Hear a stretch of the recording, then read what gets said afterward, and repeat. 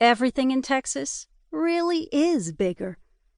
I'd forgotten that, but as I pulled onto the highways, their overpasses flung like spaghetti noodles over Austin's south side, their lanes filled with Suburbans and giant Ford trucks, I remembered.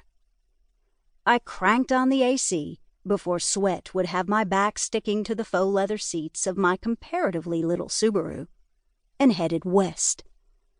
I couldn't get over how much the city had grown since I'd last seen it.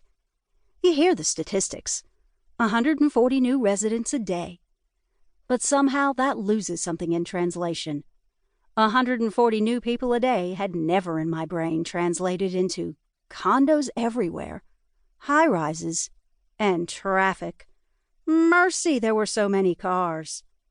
I kept driving past the Y at Oak Hill, clogged as all get out with cars, and looked forward to the relative quaintness of Dripping Springs. But when I reached it 20 minutes later, I found that even there the population had grown, and corporate America had taken notice. Torchy's Tacos, barbecue, insurance companies, and pet stores lined the highway. Soon enough, they'd even have a movie theater in what had been a 2-stoplight town when I was growing up. Would my own hometown be so changed?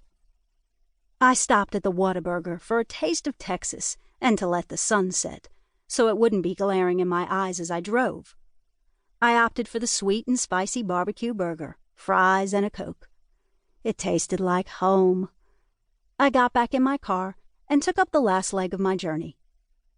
The streets were still stupid crowded, but I kept heading west.